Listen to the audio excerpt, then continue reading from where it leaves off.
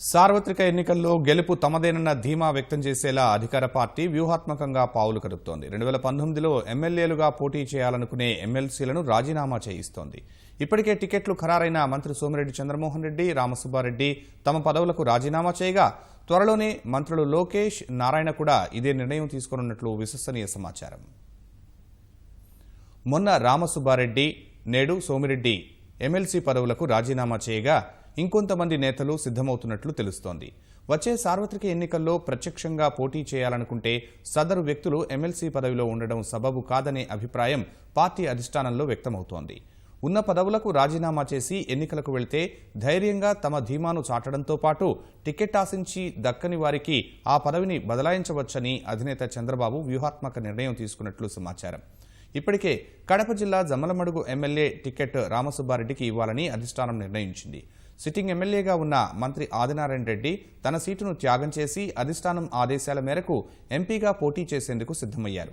MLC పదవికి రామసుబ్బారెడ్డి ఇప్పటికే రాజీనామా చేశారు. ఆదినారాయణ రెడ్డి కుటుంబ సభ్యుల్లో ఒకరికి ఆ పదవిని ఇవ్వాలని సీఎం నిర్ణయించారు.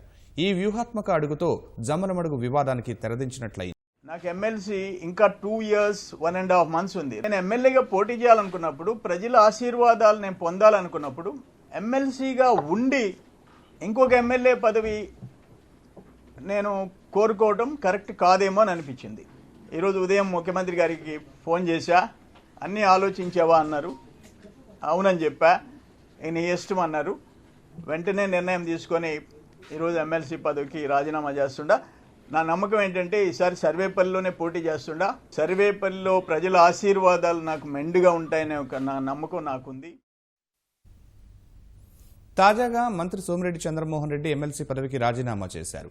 అధిష్టానం అండదండలతోనే సోమిరెడ్డి ఈ నిర్ణయం తీసుకున్నారని స్పష్టమవుతోంది. పైగా చంద్రబాబుకు చెప్పే తాను రాజీనామా చేశారని సోమిరెడ్డి ప్రకటించారు.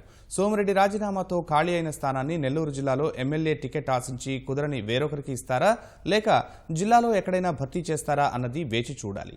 గవర్నర్ కోటాలో ఎన్నికైన సీటు కాబట్టి దీనికి ప్రత్యేక నోటిఫికేషన్ అవసరం లేదని ముఖ్యమంత్రి రాజ్భవన్కు పంపే లేఖతో వెంటనే పదవి మరొకరికి కట్టబెట్టవచ్చన్నది పార్టీ నేతల అభిప్రాయం.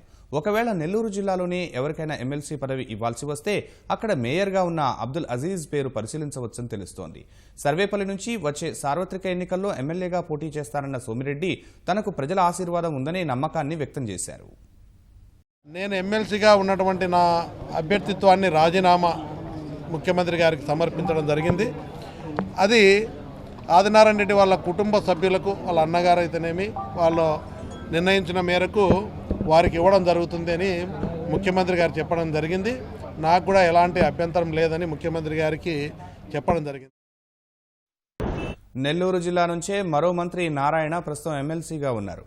ఆయన పదవీకాలం మార్చి చివరికి ముగుస్తుంది. ఈలోగానే నారాయణ రాజీనామా చేస్తారా అనే చర్చ పార్టీలో జరుగుతోంది.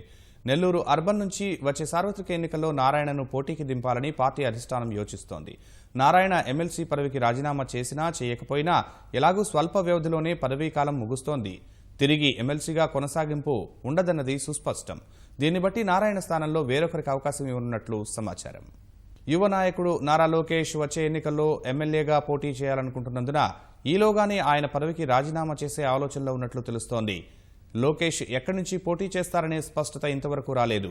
అధినేత చంద్రబాబు మరోమారు కుప్పం నుంచే బరిలోకి దిగుతున్నందున లోకేష్ అమరావతి ప్రాంతం నుంచి పోటీ చేస్తారా, లేక ఉత్తరాంధ్రలో ఏ నియోజకవర్గాన్నైనా ఎంచుకుంటారా అనే చర్చ పార్టీ వర్గాల్లో సాగుతోంది.